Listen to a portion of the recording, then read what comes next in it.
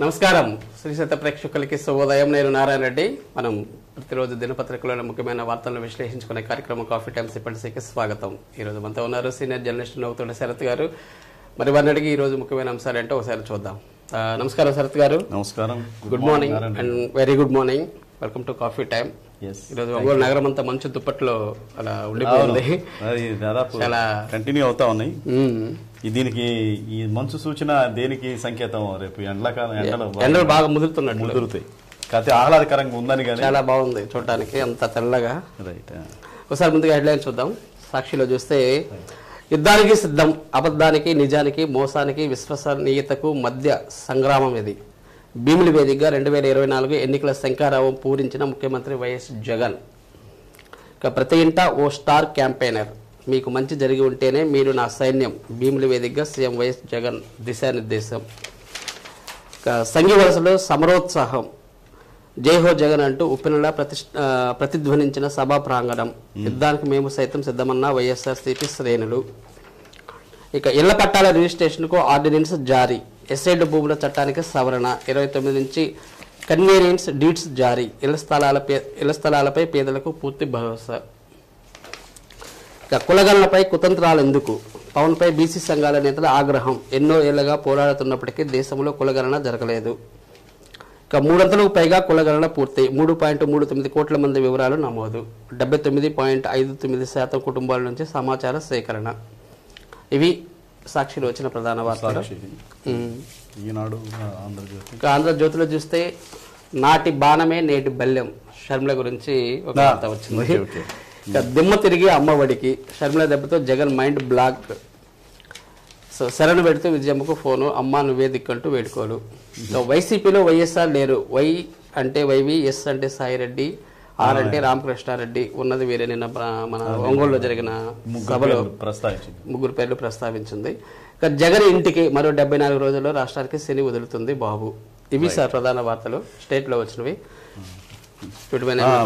ఇప్పుడు మనం చిన్న మెయిన్ కూడా మాట్లాడుకుందాం. చెప్పండి. కులగణన విషయంలో కొంచెం స్పీడ్ అప్ అయిపోయింది. కులగణన ఎందుకు స్పీడ్ అప్ అవుతుందంటే గ్రామాల సచివాలయాలు ఆటోమేటిక్గా వాళ్ళకి డేటా ఉంటుంది. ప్రతి ఒక్కరు ఏ కులాలు ఎన్ని సచివాలయ వారీగా తీస్తే మనకి ఈజీగా కనపడుతుంది. అందుకని ఇక్కడ 3.39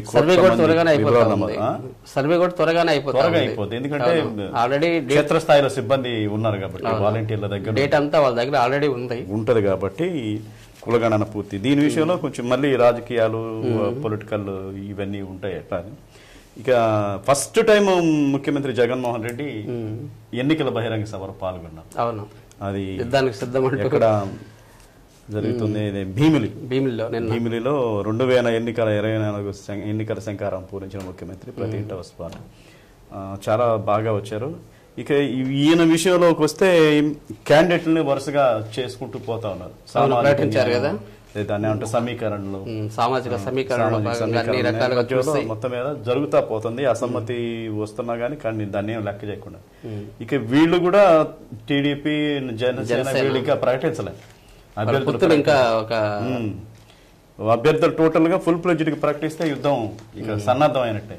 టోటల్ గా ఈ టైటిల్ అనేది యుద్ధం అనేది పెట్టడం జరిగింది ముఖ్యమంత్రి. నిన్నైతే భారీగానే రావడం జరిగింది. సో అది ప్రకాశం జిల్లా వార్తలకు వద్దాం సార్. జగనన్న కాలనీలో దగదగా. ఇప్పుడు రేపు ఎలక్షన్ రేపు ఏప్రిల్లో ఎన్నికలు అంటున్నారు. అవును, ఏప్రిల్ ఎన్నికలు అయితే ఇక ఎన్నికలు కూడా వస్తే ఇక ఏమీ జరగడానికి లేదు. అందుకని ఈ లోపే అన్ని జగనన్న కాలనీలో ఏమన్నా చేయాల్సిన పనులు ఉంటే అధికారులకు నిద్ర పట్టదు. సెలవులు కూడా ఆపేసారు. స్పీడప్ అయిపోతుంది. ఎందుకంటే ప్రభుత్వానికి ఈ ఎన్నికలలో ఇచ్చేసామనేది వాళ్ళకి ఒక రికార్డ్ అనేది ఉంటది కదా. సో ఇక్కడ జిల్లాలో 643 జగనన్న కాలనీలు, 522 కాలనీల్లో విద్యుదీకరణ ప్రస్తుతానికి ఇప్పటికి 5099 ఇళ్లకు విద్యుత్ సరఫరా, విద్యుత్ సౌకర్యం కోసం 90 కోట్లు ఖర్చు చేసినట్లు ఇక్కడ మనకి వీళ్ళు ఇచ్చాడు. ఇక పశ్చిమ ప్రకాశంలో మార్కాపురం, ఎర్రగొండపాలెం, గిద్దలూరు నియోజకవర్గాల్లో 220 లేఅవుట్లు ఉన్నాయి. విద్యుత్ శాఖ పరంగా మార్కాపురం, ఖమ్మం, గిద్దలూరు, ఎర్రగొండపాలెం సబ్ డివిజన్లు ఉన్నాయి. సో ఏది ఏమైనా ఈ జగనన్న కాలనీలకు సంబంధించి విద్యుదీకరణ పనులు, లైన్ లైటింగ్ కానీ, స్తంభాలు లైటింగ్ కానీ, మొత్తానికి మౌలిక వసతులన్నీ కల్పిస్తున్నారు. అది దానికి సంబంధించి బాగా స్పీడప్ అవుతున్నాయి అనేది దీంట్లో సాక్షిలో రావడం. ఓకే, ఇక మళ్ళీ సీఎం జగన్ అయితేనే సంక్షేమ పథకాలు. నిన్న ఇప్పుడు ఆయన నవరత్నాలను ప్రకటించారు కదా, ఆ నవరత్నాల అమ్మఒడి కానివ్వండి, ఆసరా కానివ్వండి, ఇంకా విద్యా దీవెన కానివ్వండి, ఇవన్నీ ఏమి ఉండవు రేపు ముఖ్యమంత్రి చంద్రబాబు నాయుడు అయితే అనేది ప్రజలకి వివరించడం అనేది ఇక అదే స్టార్ట్ అవుతుంది. అంతకుముందు చంద్రబాబు నాయుడు ఎన్నికల ముందు ముఖ్యమంత్రి జగనే గెలిస్తే రేపు రాజధానిలో ఉండవని ప్రచారం చేశాడు కదా, అట్లనే రేపు నవరత్నాలు ఉండవు, మనం ఏ అయితే అమ్మఒడి కానీ ఇవన్నీ ఉంటాయో అవన్నీ ఉండవు అనేది నిన్న బాలినేని శ్రీనివాసరెడ్డి ఎమ్మెల్యే, ఒంగోలు ఎమ్మెల్యే చెప్పడం జరిగింది. ఎక్కడ చేంకుర్తిలో సీఎం చేతుల మీద త్వరలో ఒంగోలులో ఇంటి స్థలాలు పంపిణీ చేస్తా ఉన్నాడు. నా వల్లే జరిగితే ఓటు వేయండి అని చెప్పే దమ్మున్న నాయకుడు వైఎస్ జగన్. నేను ఇది కొత్త నినాదం, నా వల్ల మీకు న్యాయం జరిగింది అనుకోండి ఓటేయండి, లేదు అంటే వదిలేసేయండి, అంతేగా చెప్తున్నారు. లేకపోతే మీ ఇష్టం, ఎట్లా వేసేవాడు ఎట్లా వేస్తాడు, వేయనోడు ఎట్లా వేయడు. సో అదొక నినాదంతో ముందుకెళ్తా ఉన్నారు. మేలు జరిగితేనే ఓటే అని చెప్పే దమ్మున్న జగన్ అని బాలినేని శ్రీనివాసరెడ్డి గారు అంటున్నారు. సో ఏదేమైనా రేపు నేను మేరుగు నాగార్జున కొత్త ఇన్ఛార్జి నూతలపాడు, ఆయన ఎన్నికల ప్రచారం ఆయన కొత్త కాబట్టి అది అనక సుధాకర్ బాబుకి ఇచ్చాడు అనుకో, ఆయనకి అలా చేశాడు కాబట్టి తిరుగుతా ఉన్నాడు. ప్రస్తుతం నిన్న చేంకుర్తిలో జరిగిన సభలో ముఖ్యమంత్రి మీద బాగా ప్రశంసల జల్లు బాలినేని కురిపించడం జరిగింది. ఆయన పరిచయం చేశారు చేంకుర్తిలో మేరుగు నాగార్జున. ఏదైనా మళ్ళీ జగన్ ప్రభుత్వం వస్తే ఈ సంక్షేమ పథకాలన్నీ కంటిన్యూ అవుతాయి అనేది నవరత్నాలు ప్రజలకి వాళ్ళు వివరించారు. అదేనే రేపే చెప్పేదంతా అదే కదా. ఓకే, ఇక ఎట్లానే ఉన్నాయి. ఇక అంద కుటుంబం అంతా అతనికి వ్యతిరేకంగా ఉంది. కుటుంబానికి మేలు చేయనోడు రాష్ట్రానికి ఏం మేలు చేస్తాడు. ప్రతిపక్షాల విమర్శలు ఖచ్చితంగా ఉంటాయి. మేరుకుని అత్యధిక మెజారిటీతో గెలిపించాలి. అది ఎక్కడంటే చేంకుర్తి జడ్పీ చైర్మన్ చంద్రపాడులో ఎన్నికల ప్రచారం నిర్వహించాడు. సో ఇదే సేమ్ బూచేపల్లి శివప్రసాద్ రెడ్డి గారు, ఆయన జడ్పీ చైర్పర్సన్ బూచేపల్లి వెంకయ్యమ్మ ఎన్నికల ప్రచారంలో భాగంగా ఆయన్ని అత్యధిక మెజార్టీతో గెలిపించాలనేది ఎన్నికల ప్రచారం. నియోజకవర్గ ప్రజలందరికీ ప్రచారం చేస్తే ఇప్పుడు స్పీడప్ జరుగుతుంది. ఇప్పుడు అద్దంకి ఒకటి, ఎర్రగొండపాలెం ఒకటి, నూతలపాడు, వీళ్ళందరూ ముగ్గురు కొత్త వాళ్ళే. ఆయన ఆదివారం సురేష్ కొండేపేశారు కదా, ఇంకొక ఆయన వరికూటి అమృత అశోక్ బాబు లేదుగా, ఆయన కూడా వేరే నియోజకవర్గంలో వేశారు. సో ఆయన కూడా బాగా విస్తృతంగా పర్యటన చేస్తున్నారు ఆదివారం సురేష్ మంత్రి. అవును. ఇక వికసించిన గ్రామ స్వరాజ్యం ఎక్కడ ఇది? ఎస్ సార్, నిజంగా ఒకే ఊర్లో అండి. అది నాకు కొంచెం ఆసక్తికరంగా అనిపించింది. నాకు ఏదంటే ఒకే ఊర్లో సచివాలయ సముదాయం చూడ ఎంత అద్భుతంగా వేశారు. జగనన్న పాలనలో మహిళా డైరీ, రైతు భరోసా కేంద్రం, అనంతవరం ఇంటిగ్రేటెడ్ సచివాలయ సముదాయం, ఇవన్నీ సచివాలయ సముదాయ భవనం, గార్డెనింగ్, ఇవన్నీ ఒకే ఊళ్ళో రావటం. ఇది టంగుటూరు జిల్లాలో మొట్టమొదటిగా రికార్డు సృష్టించిన కలెక్టర్, సర్పంచి, స్థలదాత, ఏవిఎస్ఆర్ అంటే ఒకే ప్లేస్ లో ఇవన్నీ ఏర్పాటు చేశారు. సో గాంధీ గారి కళల కన్నా గ్రామ స్వరాజ్యం ఏదైతే ఉందో దాన్ని మొత్తం ప్రతిబింబించింది ఆ గ్రామంలో. ఇవన్నీ చేయాల్సిన పనులు సార్, ఏ ప్రభుత్వం వచ్చినా చేయాల్సిన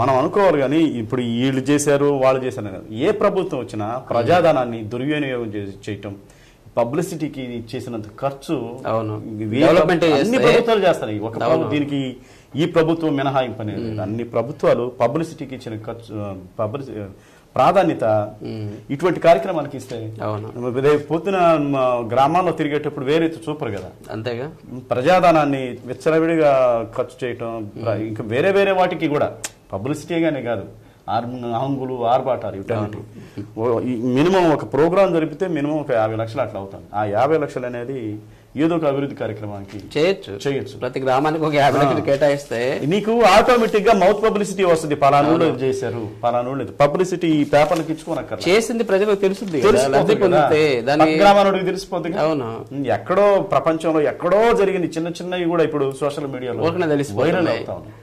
దానికి ఎంత వేల కోట్లు ఖర్చు పెట్టి. సో దీనికి సంబంధించి ఇక్కడ ఇంటిగ్రేటెడ్ సచివాలయం అనంతవరంలో ఇవన్నీ ఇంటిగ్రేటెడ్ సచివాలయాన్ని 1.8 సెంటు స్థలాన్ని దానం చేశారు ఒక స్థలదాత. టోటల్ రైతు భరోసా కేంద్రం, వైఎస్ఆర్ విలేజ్ క్లినిక్, జగనన్న పాలవెల్లు డైరీ, అలాగే అంతర్గత రోడ్లు, గార్డెన్, ప్రహరీ, ఇవన్నీ 40 లక్షల గ్రామానికి చెందిన ఏవిఎస్ రాజు సమకూర్చడం విశేషం. ఓకే, అందుకని ఆ ప్రతి గ్రామంలో ప్రైవేట్ వ్యక్తి యొక్క దాతల యొక్క సహాయ సహకారాలతోటి ప్లస్ ప్రభుత్వం రెండు కలిపి అన్ని ఒకే ప్రభుత్వమే చేయలేదు కదా. అవును, ప్రజల సహకారం కూడా ఉంటుంది. సో ఏదైనా చాలా మంచిగా చేస్తారు ఆ గ్రామం మొత్తం. ఉంది, చూసి రావాల్సిందే అటువంటి ఊరు వెళ్ళి. మోడల్ అండి, రాష్ట్రానికి మోడల్ అది. రైట్, ఓకే శరత్ గారు, మరికొన్ని వార్తలు చూసే ముందు ఒక చిన్న బ్రేక్ తీసుకుందాం, తర్వాత మరిన్ని వార్తలకు వెళ్దాం. కాఫీ టైమ్ సిపెన్సీలో ఒక చిన్న విరామం. Welcome back. ఇది సూర్యయజ్ఞం విజయవంతం చేయాలి. మీరు గమనించారా, కలెక్టర్ గారు విద్యార్థుల ఆరోగ్యానికి సంబంధించి మంచి కార్యక్రమాలు చేస్తాం. సూర్య నమస్కారాలు అనేది ఈ మధ్య బాగా, దీనికి సంబంధించి సూర్య నమస్కారాల వల్ల ప్రయోజనాలపై అవగాహన కల్పించారు. 15వ తేదీన రథసప్తమి జరుగుతుంది. దానికి సంబంధించి సూర్యయజ్ఞ కార్యక్రమాన్ని విజయవంతం చేయాలని కలెక్టర్ ఏఎస్ దినేష్ కుమార్ అన్నారు. ప్రకాశం భవనంలో సూర్యయజ్ఞ కార్యక్రమం ఏర్పాట్లపై శనివారం సమావేశం నిర్వహించారు. సూర్య నమస్కారం వల్ల కలిగే ఆరోగ్య ప్రయోజనాలపై ప్రజలకు అవగాహన కల్పించాలన్నారు. లిమ్కా బుక్ ఆఫ్ రికార్డు భారత వరల్డ్ రికార్డు నమోదులో భాగంగా నగరంలో సుమారు 3000 మంది ప్రభుత్వ పాఠశాలల విద్యార్థులతో రథసప్తమి రోజున సూర్య యజ్ఞ కార్యక్రమాన్ని నిర్వహించడం తలపెట్టారు. కొత్తపట్నం, మద్దిపాడు, సంతనోతపాడు మండలాలకు సంబంధించిన 35 ప్రభుత్వ పాఠశాలకు చెందిన 3000 మంది విద్యార్థులు, ప్రభుత్వ పాఠశాలకు సంబంధించిన విద్యార్థులు స్టేట్ వైడ్ జరుగుతుంది బహుశా. ఓకే, సో అది ఆ కార్యక్రమం ఏదైనా కానీ ఆరోగ్యానికి సంబంధించి పొద్దున్న అవగాహన, అది ఒక రోజు చేసినా 2 రోజులు చేసినా కానీ ఒక అవగాహన, దాని యొక్క ఇంపార్టెన్స్ ఎంత అనేది. ఇప్పుడు చాలా పాఠశాలలో పొద్దున్నే యోగా చేస్తున్నారు, సూర్య నమస్కారాలు చేస్తే అంటే ప్రతి బాడీలో ప్రతి అవయవం ప్రతి ఉత్తేజంగా ఉంటుంది. మీకు మంచి ఆరోగ్యం, రక్త ప్రసరణ అనేది అన్ని నవనాడులకి ఇస్తే ఎంత బాగుంటుంది. సో అది కార్యక్రమం జరుగుతుంది. ఇప్పుడు రేపు 15వ తేదీ నెక్స్ట్ మంత్ ఫిబ్రవరి. ఒంగోలులో కూడా చాలా సంస్థలు దీన్ని ఆర్గనైజ్ చేస్తారు. సూర్య నమస్కారం లేకపోతే ప్రభుత్వం చేయలేవండి, ప్రభుత్వం చేయలేవు నిజంగా. సో ఆ కార్యక్రమాన్ని ప్రభుత్వం కోఆర్డినేట్ చేసింది. ప్రభుత్వం కోఆర్డినేట్ చేసింది. సో ఏదైనా చాలా మంచి కార్యక్రమం వస్తారు. ఇక కాంగ్రెస్ లో ఉత్సాహం ఏంటి? కాంగ్రెస్ లో బాగా ఉత్సాహం వచ్చింది. అసలు కాంగ్రెస్ పార్టీ అనేది ఉందా అని ఆంధ్రప్రదేశ్ లో డౌట్ లో ఉన్న ప్రజానికానికి పార్టీనేనా అనే అనుకుంటాను మొన్నటి దాకా. ఇప్పుడే కళ్ళు తెరుస్తుందా? కళ్ళు అంటే షర్మిళ, వైఎస్ జగన్మోహన్ రెడ్డి చెల్లెలు షర్మిళ రావడంతో వాళ్ళకి, అంటే వైఎస్ ఈ కాంగ్రెస్ ఎలా అయిపోయిందంటే టోటల్ గా వైఎస్ ఫ్యామిలీ లేకపోతే కాంగ్రెస్ పార్టీనే లేదు అన్న ఫీలింగ్ స్థితికి వచ్చేసింది. అది కల్పించింది ఎవరు? వైఎస్ రాజశేఖర రెడ్డి. దాని తర్వాత దాన్ని ఆ పార్టీని అధపాతాళం తొక్కేయటంలో జగన్మోహన్ రెడ్డి ముఖ్య పాత్ర. సో ఈ కుటుంబంలో జరిగినటువంటి అంతర్గత విభేదాలైనా ఏమైనా అనుకోండి, ఆమె బయటకు వచ్చేసింది. మొన్నటి వరకు తెలంగాణలో పోటీ విరమింపు చేసుకుంది, మన ఆంధ్రప్రదేశ్కి వచ్చింది. టోటల్గా రాహుల్ గాంధీని, సోనియా గాంధీ గారి ఇప్పుడు ఇక్కడ ఆమె రావడంతో జగన్మోహన్ రెడ్డికి, అంటే ఇంటి పోరు అనేది చాలా సమస్య కదా. అవును, ఇంటి పోరు సాహిత్య ఉంది. అవును, సో అదే వేమన పద్యమని అనుకుంటా, విశ్వదాభరామ వినురవేమ అని. ఈరోజు నిన్న వచ్చింది షర్మిళ వచ్చింది, వచ్చి టోటల్గా అసలు అది వైఎస్ఆర్ కాంగ్రెస్ పార్టీ కాదు. వై అంటే వైవి సుబ్బారెడ్డి, ఎస్ అంటే సజ్జల రామకృష్ణారెడ్డి, ఆయన పేరు ఇంకొక ఆయన సాయిరెడ్డి, విజయసాయి రెడ్డి, వీళ్ళ ముగ్గురు పేర్లు పెట్టింది. అక్కడ వైఎస్ఆర్ లేడు అనేది ఘటైన పదాలే విమర్శ. టోటల్ గా కాంగ్రెస్ పార్టీకి అది కొంచెం జవసత్వాలు ఇచ్చినట్టుంది.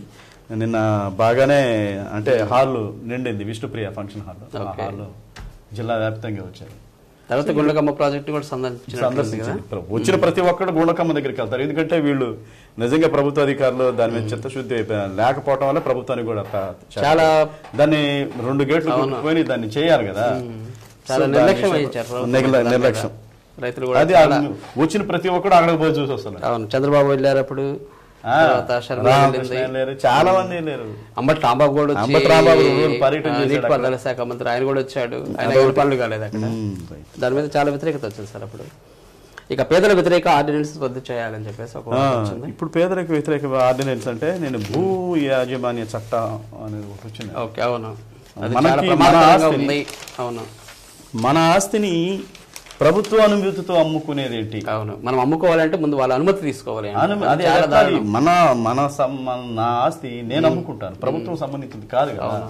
సో అటువంటి జీవో ఆర్డినెన్స్ ని ఖచ్చితంగా వ్యతిరేకించాలనేది నిన్న వ్యవసాయ కార్మిక సంఘం రాష్ట్ర అధ్యక్షుడు సుబ్బారావు అని ఆయన మాట్లాడాడు నిన్న సిపిఎం కార్యాలయంలో జరిగిన కార్యక్రమం. దీనివల్ల చాలా ప్రమాదం ఉన్నది. మన రాష్ట్రంలోనే ఇది ఇప్పటికే అల్లాడిపోతున్నారు. ఇలాంటివన్నీ పెడితే వాడి కాటికి వెళ్ళిన ప్రతిసారి ఎంతో కొంత లంచాలు పుచ్చుకోవాల్సింది, ఇవ్వాల్సిందే. లేకపోతే పనులు ఏ పరిస్థితి లేదు. అదొక్కటి ప్రభుత్వం ఎందుకు నిర్ణయం తీసుకుంది. లాయర్లు కూడా దాని మీద చాలా వ్యతిరేకత వ్యక్తం చేస్తున్నారు, వీధులు బహిష్కరిస్తున్నారు, చాలా చాలా చేస్తున్నారు.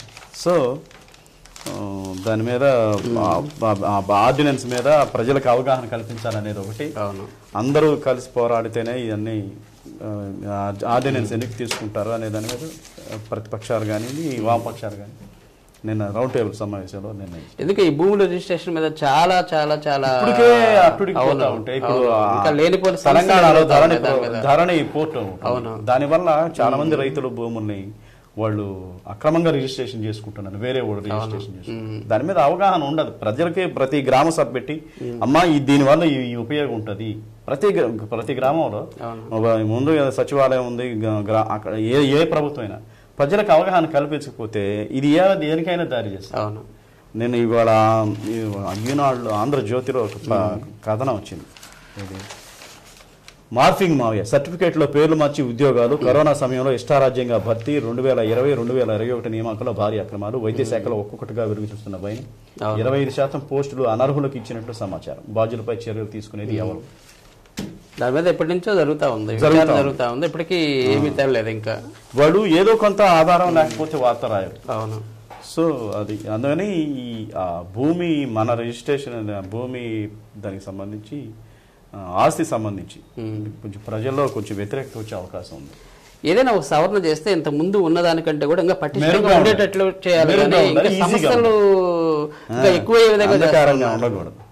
ఓకే. ఇక 1645 మద్యం సీసాల ధ్వంసం ఎక్కడ జరిగింది? మద్యపాన ప్రేమికులకు చాలా విషాద వార్త ఇది. ఏంటి సంతమాగురూరు మండలంలో పలు గ్రామాల్లో అక్రమ మద్యం విక్రయిస్తూ పట్టుబడిన 1645 మద్యం బాటిళ్లను డిఎస్పీ వెంకటేశ్వర్ల ఆధ్వర్యంలో ధ్వంసం చేశారు. సంతమాగురూరు మండలం 2017 సంవత్సరం నుండి 13 కేసులు 1.645 మద్యం సీసాలను దాన్ని ఏమంటారు బుల్డోజర్ పెట్టి మొత్తం తొక్కించారు. గతంలో మల్లికా గారు కూడా చేశారు. భారీ కోట్ల సంబంధించి కోట్ల విలువైన మద్యం బుల్డోజర్ పెట్టి ఏదైనా ఇటువంటి మంచి కార్యక్రమాలు ప్రభుత్వ షాపులో పెట్టి అమ్ముకోవచ్చు. మనం సలహా వాళ్ళ అదేంది మరి మనకు తెలియదు. అంటే దొంగతనంగా పట్టుబడి కాబట్టి వాటిని ధ్వంసం చేయాలి. ఇంకోటండి, ఇతర రాష్ట్రాల నుంచి వచ్చిన మద్యం ఈ రాష్ట్రం అమ్మకూడదు. అవును, అది చట్టరీత్యా నేరం. ఇది మన ఏపీలో తయారైన మద్యాన్ని అమ్మాలి. ఇక బ్రాండెడ్ ఉంటాయి కాబట్టి అవి ఎట్లయినా తీసుకొచ్చుకుంటారు. నాకు తెలిసి ఈ బ్రాండెడ్ ఏమనేది పక్కన పెట్టి అదే ఇవి ఇతర రాష్ట్రాల నుంచి తీసుకొచ్చినాయి వాటిని ఇటువంటి ఇంకా జరగాలి. ఏదైనా మద్యం అనేది మనిషికి చాలా సమాజానికి హాని. దానివల్ల చాలా అనుకోని ఘటనలు కూడా జరుగుతూ ఉన్నాయి. ధ్వంసాలు జరుగుతున్నాయి, హత్యలు జరుగుతున్నాయి, మానభంగాలు జరుగుతున్నాయి, అన్ని జరుగుతాయి. మైకంలో రైట్ అదే కాదు ఇప్పుడున్న గుట్కా వస్తుంది, గంజాయి వస్తుంది, ఎక్కడెక్కడి నుంచి వస్తుంది. రోజు మన వార్తలు ఏ రోజునే గంజాయి పట్టుకున్నారు. ముఖ్యంగా విద్యార్థులు బానిసలు అయిపోతున్నారు, కాలేజీలకు కొట్టి. అవును, ఓకే. ఎనివే ఇలాంటివన్నీ జరగకూడదని కోరుకుందాం శరత్ గారు. ఏది చేసినా కానీ అది జరుగుతూనే ఉంటాయి, కానీ తగ్గించడం ప్రభుత్వ ప్రయత్నం అనేది చేయటం అనేది సహజం. Okay, thank you very much Sharath garu. ఈరోజు కొన్ని ముఖ్యమైన అంశాల మీద చక్కటి విశ్లేషణ అందించారు. Thank you very much.